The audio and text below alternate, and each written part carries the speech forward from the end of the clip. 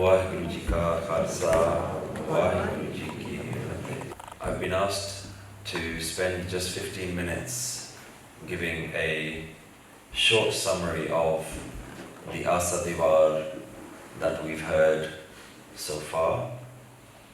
Asa Diwar really is a phenomenal and extraordinary Gurbani, and it really isn't possible to give a summary in 15 minutes, but I'll do my very best. What the Guru gives us an opportunity to do here is to highlight in a very, very unique way what the entire journey of Sikhi is all about. Gurbani here gives you not only the wisdom, but the opportunity to transform yourself. And really the whole of the point of Sikhi, the point of being a Sikh, the point of bowing your head to the Guru, is really to ask for transformation, to change what you are. And here Guruji starts right at the beginning with the idea that transformation of mankind is what is available to you right now. It starts with Balhari Gur Apne Dyohari Sadwar. I bow down to the Guru thousands of times a day. Jin Manaste Devte Kiye. Because the Guru allows me to change from being just an ordinary human being to an extraordinary superhuman being. And the word used here is Devta. Jinamanaste Devte Kiya, the one who transforms ordinary humans, Manas, into Devte. Look at the statement being made by Guru Nanak Dev Ji at that time. Look at the world that Guruji was in. A world where predominantly the way that this oneness, God, whatever you'd like to call it, was worshipped was through the Devte. And we have to understand this idea of what a Devta really is. In India, there are hundreds, if not millions, of Devte. So every single way in which God could be worshipped was given an individual form. So for example, the sun or the power of the sun could be called a Devta. The power of the moon, the power of creation, the power of destruction. Anything that God does, it was given a form. And the idea was that if you wanted to have something good in your life, you found the right Devta and you go and you worship them. Now this is not something for us to scoff at. It's very easy for us in today's modern world to look and think, oh, Sikhs are so advanced, we only believe in one God, and look how primitive they were. But there's beauty in even the older systems that have existed. Guru Nanak Dev Ji simply gave us an updated message. The system was fine. They were saying to ordinary folks, go out there, worship God in any way. Worship God as water, as rain, as sun, as moon, as all sorts of things. But Guru Nanak Dev Ji comes along and he says, I bow down to something that is Gur Jaisa Nahi Ko Dev. He says, I found a Devta which seems to be unparalleled. I found a Devta that makes me into a Devta. I found something that not just is worthy of worship, that actually transforms me into a Devta. So what we mean by a Devta is that Devta is not just one of those colorful looking gods with many arms. A Devta is a function of the universe. Devta is a function of God. And what Guru Nanak Dev Ji says, is that I have found something that makes me into a Devta, which means I also become a function of God. So the sun is something that God does. I hope you're following me. Creation is something that God does. Destruction is something that God does. And Guru Nanak Dev Ji is saying, I have become something that God does. I no longer am myself. I am now fully given to this power, that the power is now working through me. And we see this as one of the final stages of spiritual transformation in Japji Sahib when Guruji talks about the khands. One of the final stages is Karam Khand ki Bani Jor. In Karam Khand, out of the 4 stages, Taram Khand, Gyan Khand, Saram Khand and Karam Khand. In Karam Khand, Guruji says that in this stage, the assets, the way that you understand that this stage has been received is that it is Jor now. Now the power of God is flowing through me. Tithe hor na koi hor.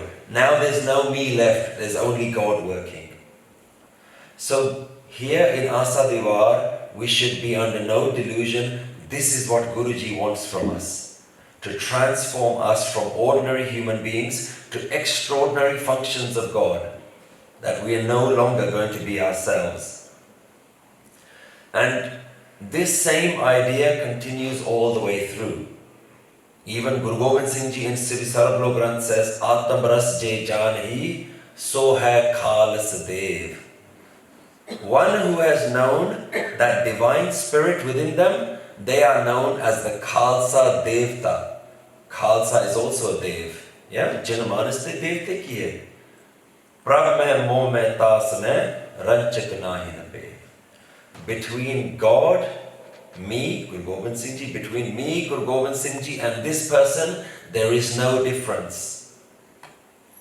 You are expected in this school of the Guru to become God and make no mistakes about it. You're not just here to worship God, you're here to lose yourself into God. So, how is this going to happen? How do we go from plain old me, simple old me, the one that feels like this individual? What needs to change? But more importantly, what is going to be your motivation to change? You can't just understand this wisdom. You have to figure out, why am I going to go on this journey? Am I willing to go that far? Maybe it sounds too much. And the way to answer that question is a very simple one.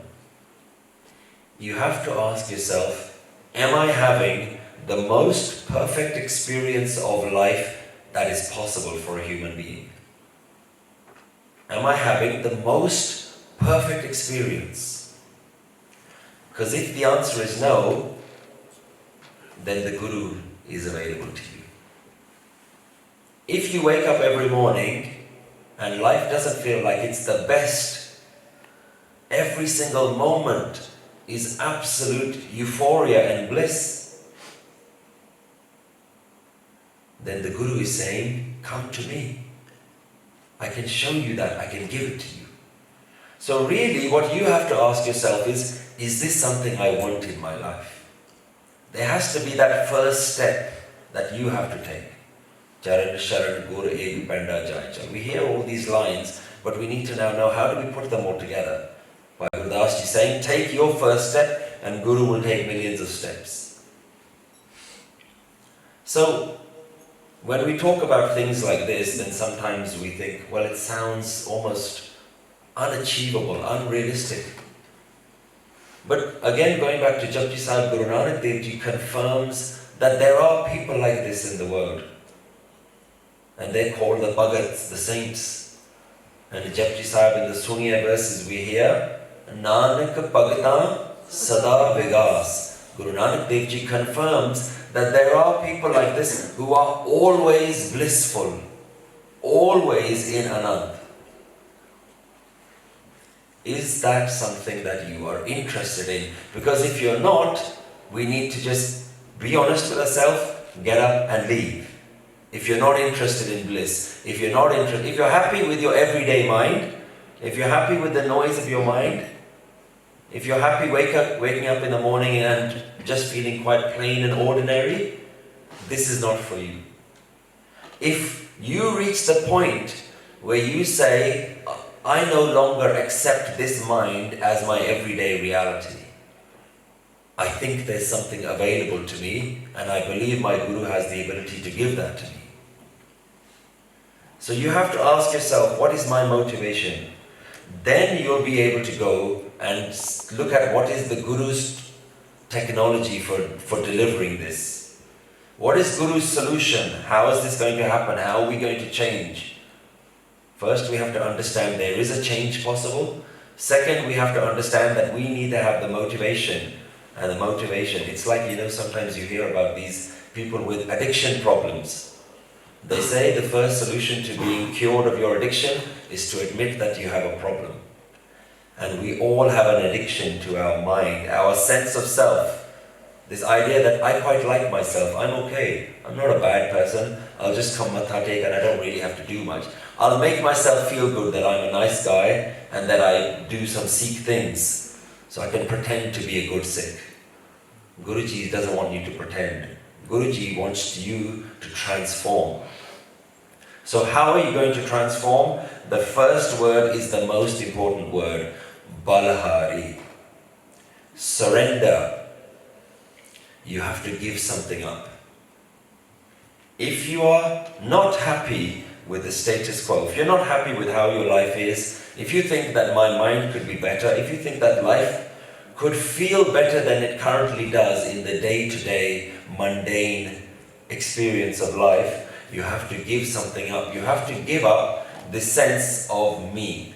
I am. Ho me. I am something of value. The amazing thing about Asadivar is that it goes straight into delivering this technique for you. And the very first verses start to change your thinking. So how do we change our thinking? We spend all of our day thinking about me. I call this me thinking. We're stuck in me thinking. I need to do this, I need to do that. I need to get up and I need to do this and I need to drop my kids to school and I need to get ready for work and I need to cook some dinner. We're stuck in this me thinking. Guruji, and the whole point of Asadivar doing it in the morning, is you transform your me thinking into you thinking. This is all you. And Guruji, one verse after another, just forces you to start doing that in a most beautiful way.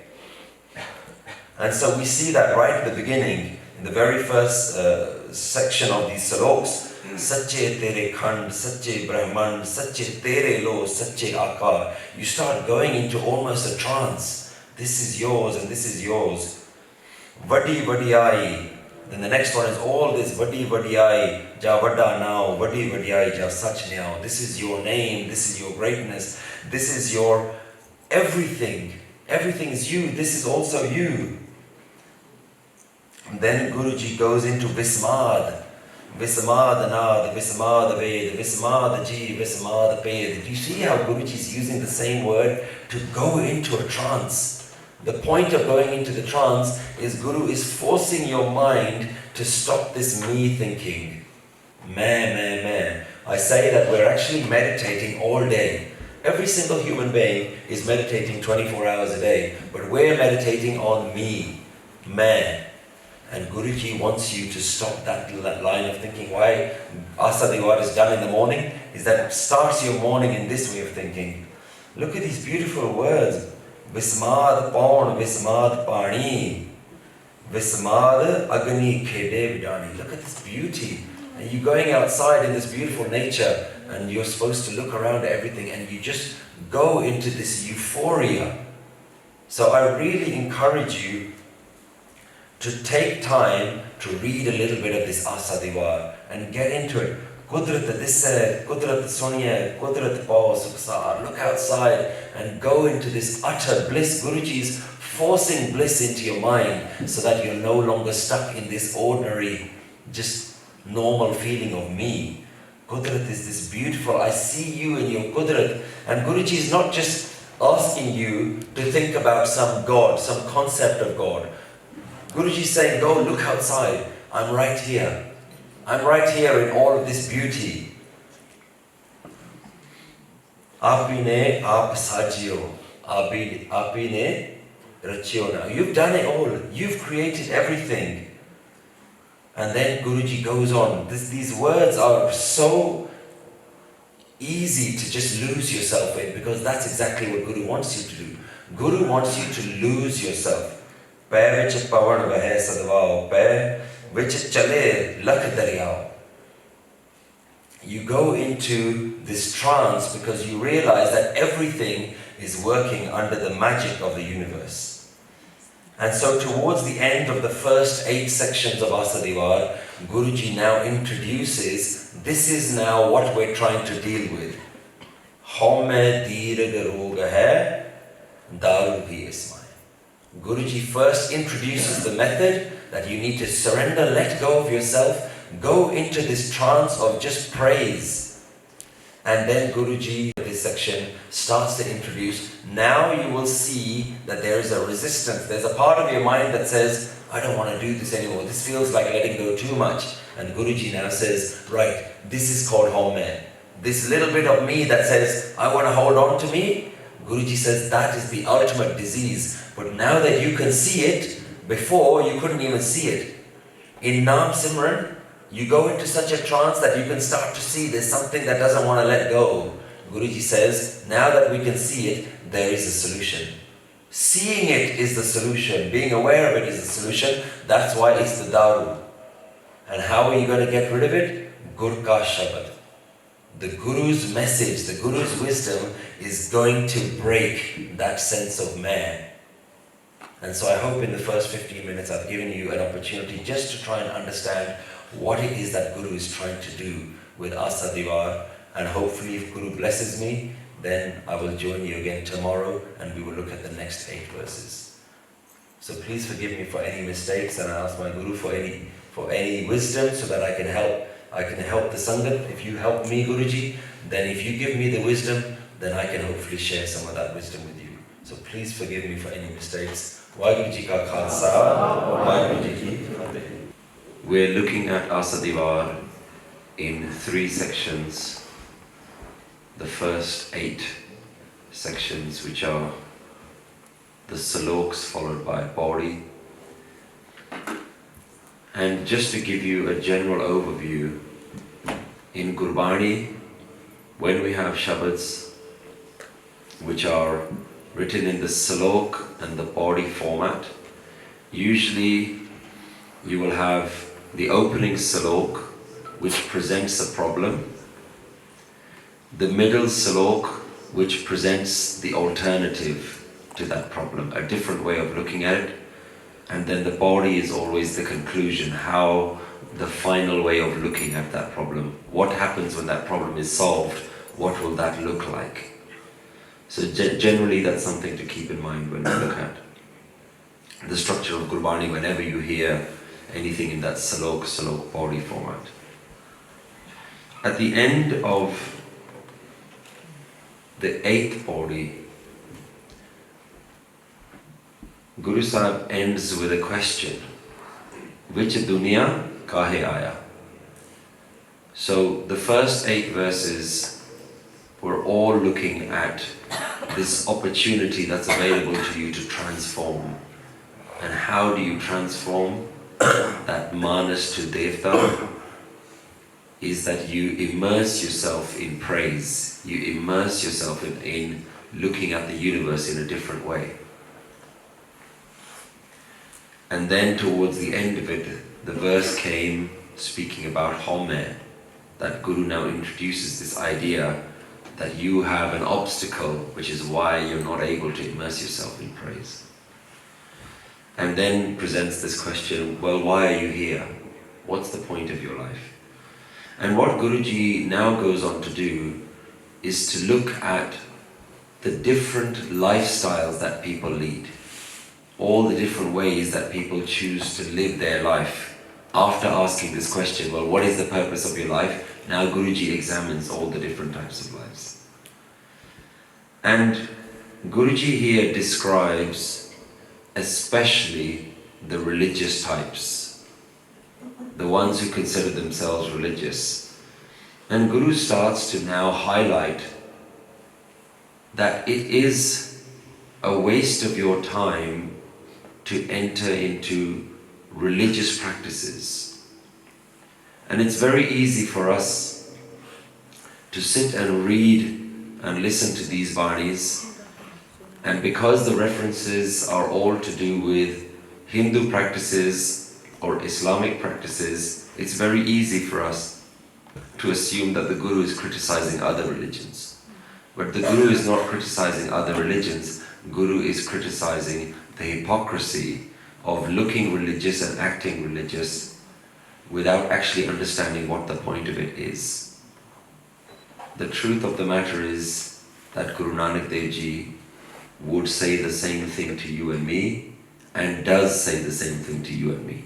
You can easily just replace all of those practices with Sikh practices, and the Guru is talking to us just as much as he was talking to the people that he was surrounded by at that time. So let's look at some of the fruitless religious actions that Guru is talking about. Reading spiritual wisdom. Yeah, reading spiritual wisdom. Dressing religiously. Going on religious pilgrimage. Going to Tirath.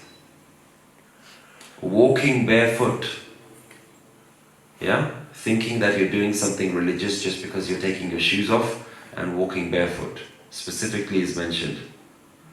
All of these are useless if it adds to your sense of self. If you do any of these things, the things that you're doing is not the problem.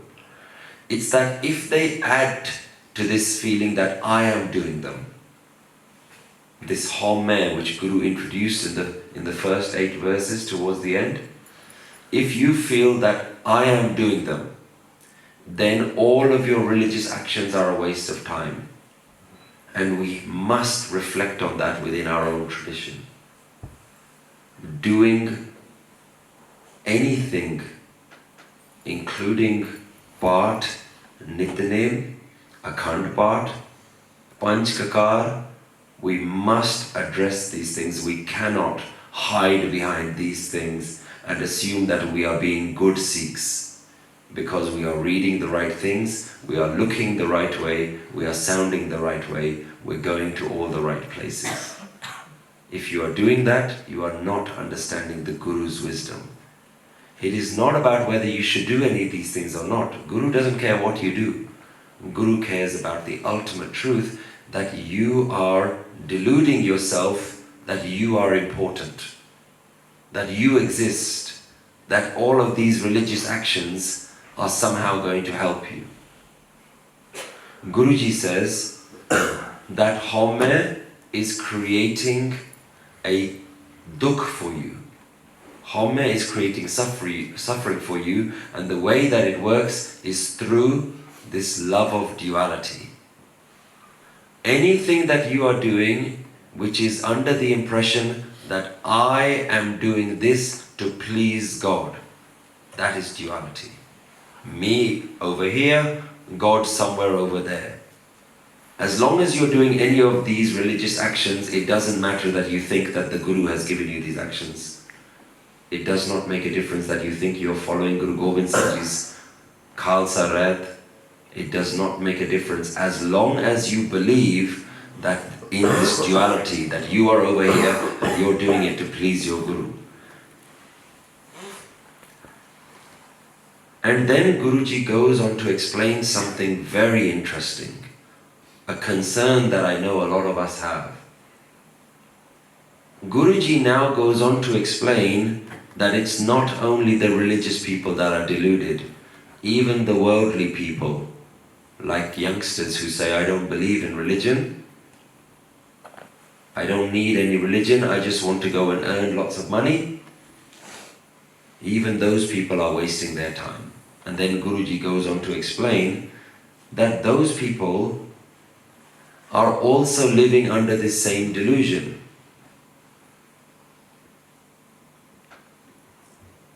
Guruji starts to talk about a very interesting way of looking at life.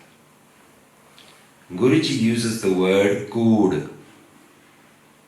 That if you think that you've got no need for any sort of dharam, any sort of spirituality or religion in your life, then if you are a king and the whole world follows you, Guruji has reduced you down to a very interesting word, kood, rubbish, filth, stuff that you throw away in the bin, rotting. Your whole life is a waste. Kood Raja, kood Parja, kood Sab Sansar. The whole world is absolute false and filth, trash. Kood Mandap, kood Madi, kood Besanhar. So your big, large houses and earning lots of money, absolute filth. Kood Soina, kood Rupa, kood Penanhar. All your nice clothes and jewelry, and today we might talk about having flashy technology and the latest iPhones or smartwatches and all these sorts of things, absolute waste of time. Even the person wearing it is filth.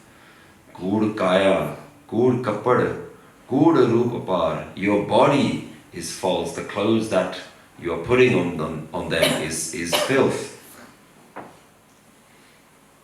Kood Miya, kood Bibi, Kapoy Kar. Your husband is filth, your wife is filth. And you keep arguing and wasting your life. Kood Koode Nelaga Visrya Kartar. Kis naal kiche dosti, sab jag chalanhar. Filth is in love with filth because it forgets that which is original, that which is the final, authentic, primal thing that is here. We have forgotten it all. Whom shall I become friends with when the whole world is temporary? So here, Guru Sahib gives us a clue as to what the solution is. Sab jagat chalanhar, that's the problem. The ultimate problem with both religious people and atheist worldly people is that we are both deluded by this idea that we are important, that what we do in life is important, that life is about our story. We wake up and we think that this is my story, I have to live my life today. That is the kood, no matter how religious you look, no matter how nicely you dress, no matter how much Gurbani you've memorized. You are wasting your life because you haven't understood a very important word, Sach. So the antidote, the solution to this poison is that you have to recognize Sach. And the word Sach does not mean truth, the word Sach means permanence. We are wasting our time not realizing that everything is impermanent. That is what makes it kood, kisanal kiche dosti, sab jag chalanhar. Everything is temporary. Everything is falling away. Everything is born to die. Yeah? Sabna marna aya. We're all here to die. From the day that you are born, your time is ticking. Every birthday that you celebrate is a delusion that you're gaining something. You're not gaining anything.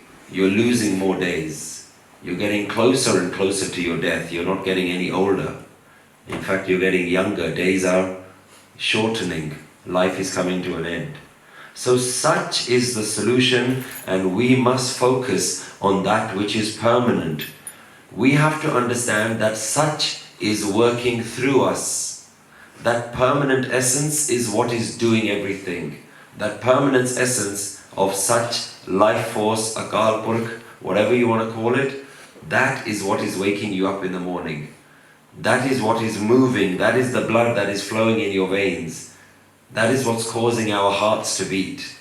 That life force, that primal essence. And as long as you've forgotten that, you are stuck in this home. I am the one doing everything.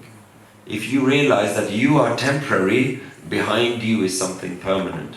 The way I like to describe it to my children is as though you have a toy robot and you put the batteries in the robot and it starts to move, and the robot thinks, I am moving. I am the one moving my legs and moving my arms. But the toy robot doesn't understand that it is the batteries inside that is causing this electricity inside you. You take the batteries out, you're nothing. You take the electricity out of you, you are nothing. You take the Sach, the Waheguru, the permanence out of you, you are nothing. You are walking corpses. You are dead bodies. The only difference between us and a dead body is that we have that force of Akal Purkh moving inside our veins. That we must remember. But how do you remember this? Guruji then confuses us and says that it only happens by grace. You can't do anything about it. Well, there's only one thing that you can do about it, which is that you can beg for it. You can ask the Guru every single day, please let me remember that you are the primal force of life. And when you don't, you walk around in dukh. You walk around in this idea that you think everything is okay. But the reality is that when real problems come in our life, that's when we start to remember that something isn't right. And then Guruji talks about the dukh daru shabads. The suffering in your life is the only way that you actually forces you to wake up, forces you to realize that life isn't in your control. Dukh daru sukh rog bhaya ja sukh tam na hoye. What's the solution? Tu karta karna main nahi. You're doing everything. I can't do anything. Jaho kari na hoy. And then the final solution, which was presented to us right at the beginning, Guruji is amazing, always gives us the answer first, then the explanation. The solution to all of this is surrender. Surrender this idea that you have any control, you're doing anything, or you have any power to do anything. Tu karta karna main nahi, jaho kari na hoy. Balhari Kudrat Vasya. Yeah? Right at the beginning, Guruji starts with Balhari Gurapne. So the solution to this is you surrender yourself, give yourself up, and focus on that which is such. Balhari Kudrat Vasya. I sacrifice my sense of self to that essence that is in all of Kudrat. We think, I am in this body. You have to give up that idea. And you have to look, what is in everybody? What is in all of creation? Balhari Kudrat Vasya. That thing which has no end. Tera ant na jaye lagya.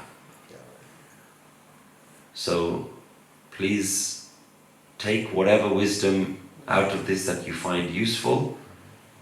And tomorrow, if the Guru allows and the Sangat allows, then we shall conclude the final 3 verses, the final third of Asadivar. Vaheguru Ji ka Khalsa, Vaheguru Ji ki Fateh. Vaheguru Ji ki Fateh.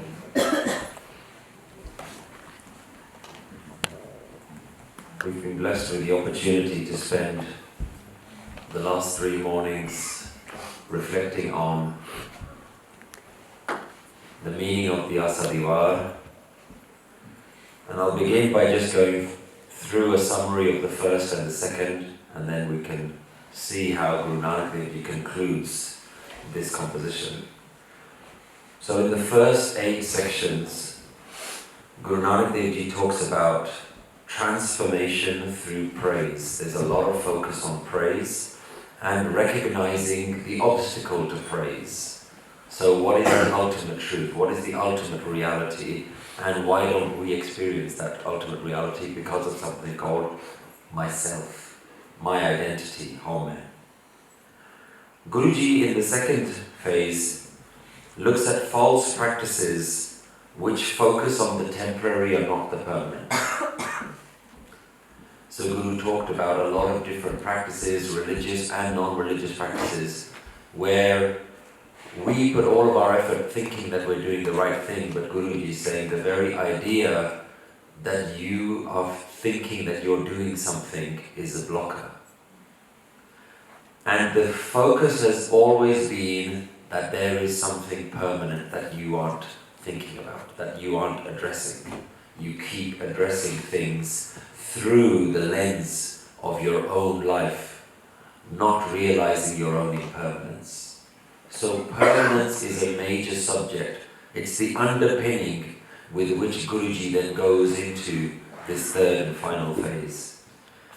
When you have realized that ultimate truth, when you have understood that you are not something that special, then what happens is that you are able to stand up against corruption and falsehood, because you are no longer worried about your own self. You're not worried about your priority, because you realize that we're all born to die. So that fearlessness comes up, and here we see Guru Nanak Dev Ji roaring like a lion. And it turns out, if we met Guru Nanak Dev Ji, he may have some harsh words to tell us that we may not want to hear. And again, it's very easy for us to listen to Vaar and look at it proudly and say, look at Guru Nanak Dev Ji telling off all these people. But really, Guru Nanak Dev Ji is speaking to us.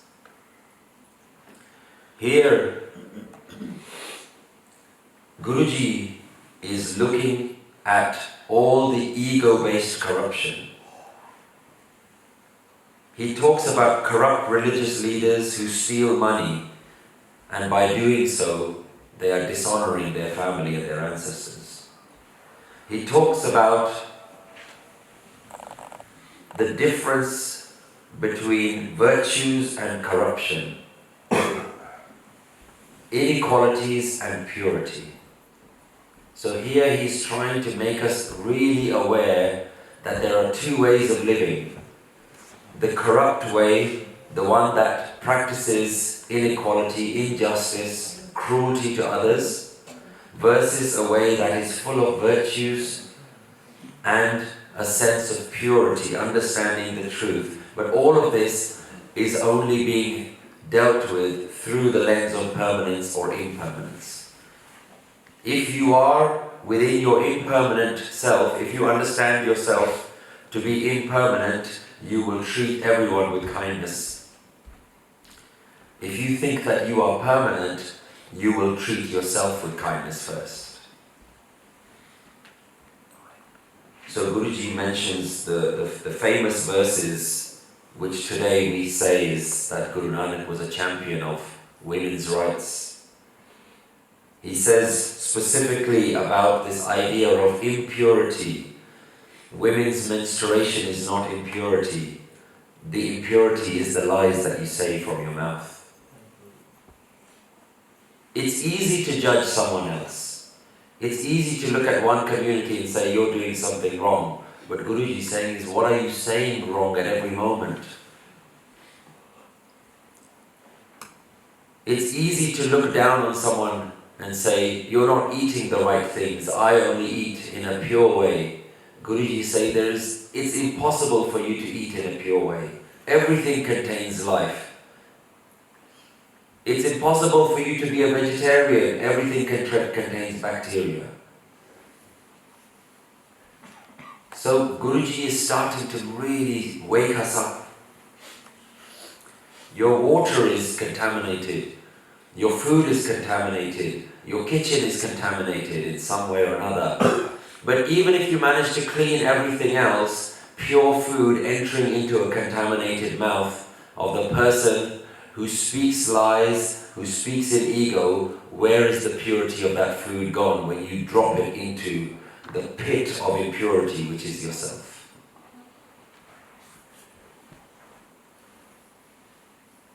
And the only real purity is that person who remembers this truth, and Guruji calls that Naam.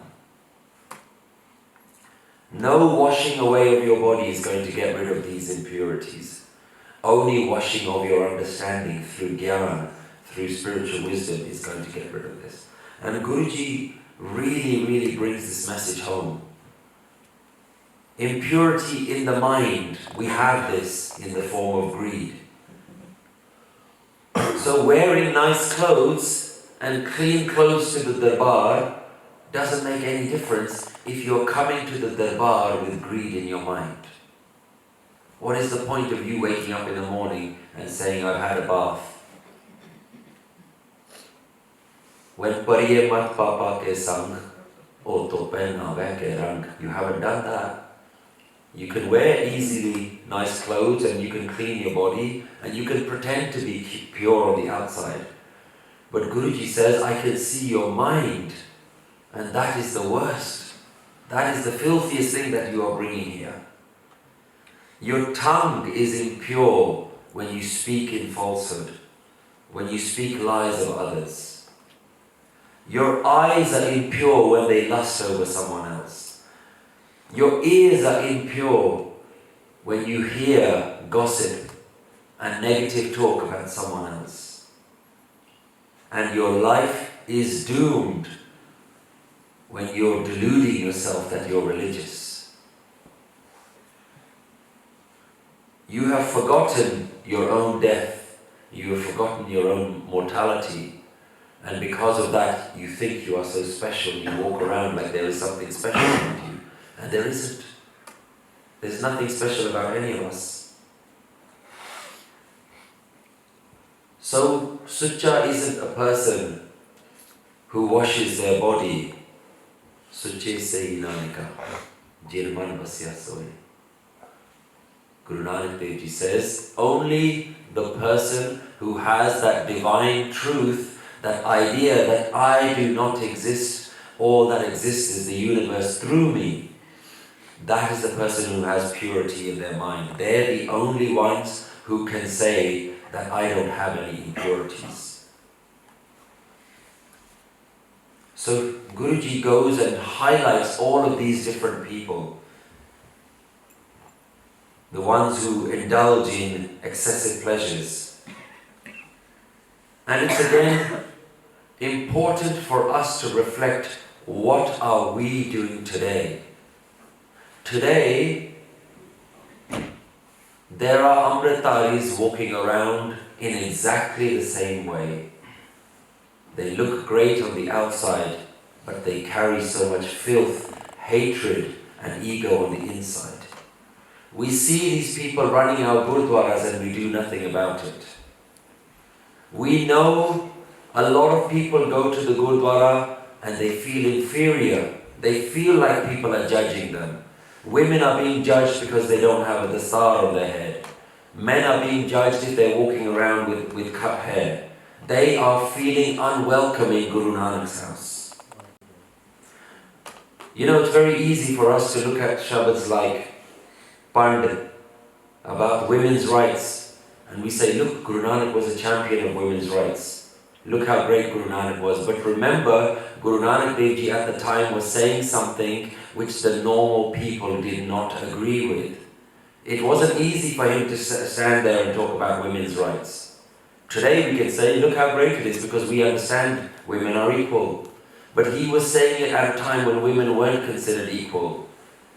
And today we do the same thing. Today there is so much hatred against people we don't understand. We don't understand the gay community and we judge them. And I would be sitting here trying to say that everyone should be treating them equally, and most of you might be thinking, this guy is talking about homosexuals. What a horrible thing to say, but Guru Nanak Dev Ji was talking about the women's menstruation cycle. Those weren't easy conversations to have. So Guru Nanak Dev Ji roared like a lion, and we too must roar like lions and stand up against injustice where injustice is being done. Today, Women are still not allowed to do kirtan in Darbar Sahib. We don't even have Guru Nanak Dev Ji's principles in our highest of places. So what are we doing waking up every morning singing Asa Di Vaar? We are convincing ourselves that we're doing something good. You might be thinking, but I'm not a bad person. I believe in equality for all. I don't do anything wrong. I'm not one of these people that needs to change my life.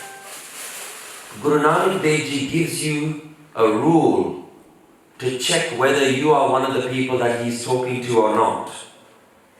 Manda kise na akhiye, pad akhar eho bujhiye. Do not call anyone bad. Read these words and understand. If you ever say to anyone or behind anyone's back, you gossip about them, talk about how bad they are, Guru Nanak Dev Ji has a message for you. You are doing something wrong. And he says, Moorkh naal na lujiye. We are the fools if we are doing that. He's not telling you, don't hang around with those people. He's telling other people, don't hang around with you. Don't even have friends with anyone who speaks in this way. Look at the benchmark that Guru sets for us. Don't speak bad of anyone in any way, and if you know anyone who does that, do not associate with them. Guru Nanak is setting the bar very high, and we all fall short of that bar. We are all people who need to learn from this message. So you can't think that you are religious if you are unkind to anyone. Simple. You cannot think that you are religious if you keep coming to the divine and saying, I want these things in my life and I don't want these things in my life. Guruji points that out to you as well. What kind of person says they love God but only loves God 50% of the time? When God gives you good stuff. When God takes something away from you, then you say, this is not right. This is not what's supposed to happen. You can't call yourself religious if you love God 50% of the time. So in the final verse, Guruji summarizes that the only way that you can escape is to realize that nothing is being done outside of the divine hukam. All these people that you think are good and bad, they're all being done by hukam. Everything is in hukam. Hukam hai andar sab ko, bahar hukam na koye. Stop saying those words every day if you're not going to understand it. That's Guru Nanak Dev Ji's harsh message to you. So what we're doing today is that we are getting very, very comfortable with reciting these things. And it seems that we haven't even taken the time to understand what does Asa Di Vaar mean. Half the reason why we don't understand Asa Di Vaar is because the way we sing Asa Di Vaar has been manipulated. Asa Di Vaar is saloks of Guru Nanak, salok bhi main pehle ke likhe. Pauris and sloks of Guru Nanak. And it seems that somehow, somewhere down the line, someone thought it was a good idea to take Guru Nanak Dev Ji's Asa Di Vaar and break it up and throw in verses of Guru Ramdas Ji. The way that everyone has learned Asa Di Vaar is not the way it's written in Guru Granth Sahib Ji. Why are we doing this? You think, well, this is what everyone's doing. Every single recording of Asa Di Vaar all over the world, in every Gurdwara, is being done in this way. But if you go and do your research, in the old handwritten Granths, wherever Gurbani was being written, the Pothis they would call them, Asa Di Vaar was written exactly as it appears in Guru Granth Sahib Ji. And it seems to be a later addition, possibly when the Amrit Kirtan was invented, that someone thought it was a good idea to take Asa Di Vaar and break it up and throw in all of Guru Ram Das Ji's verses. And by doing that, you'll notice the flow completely changes. Guru Nanak Dev Ji gives you a harsh message, and then all of a sudden something completely irrelevant is being thrown in. And you might think, well, it's all Bani. Surely it's good to just listen to Gurbani. Would you do the same to Japji Sahib? Would you read verses of Japji Sahib where after every verse an Anand Sahib verse is thrown in? Would you say that makes sense? It wouldn't make sense. So you have to start reading Bani and understanding Bani. Otherwise we're blindly all doing it. Now I could be completely wrong, but only when you start reading the meaning do you say these meanings are being corrupted. When you read Asa Vaar, it has a lot of meaning. When you throw in the verses of Guru Ram Das Ji, which I may be wrong, I don't think that these were started by the Guru. It seems that it was a late tradition. It seems that as the Guru wanted it, that's how Guru recorded it in Guru Granth Sahib Ji. Something has changed over time. My beinti is, go and do some research. Find out when this started. It feels like your body is being manipulated so that you don't take this message. So that you blindly carry on reading it and singing it and making yourself feel better, and you don't actually understand that the Guru is trying to teach you something. Our Bani is being changed and we're not doing anything about it. So Guruji ends by saying, it's okay. Understand that even this is in Hukam. Everything is being done in Hukam. The question is, what will your Hukam be today? What will you do to change the world so that they understand how brave Guru Nanak was to stand up against the norm and against the people? We are the children of Guru Nanak, and we must learn Guru Nanak was a rebel. And if Guru Nanak was a rebel, then we are the children of that rebel Guru. And it is up to us to read Asa Vaar, understand it, and use that to help make the world a better place. So I ask for forgiveness if I've said anything to offend, and I ask for forgiveness from my Guru, and I thank the Guru and the Sangat for giving me the opportunity to sit before you and reflect on the beauty of our Guru's message. Vaheguru Ji Ka Khalsa, Vaheguru Ji Ki Fateh.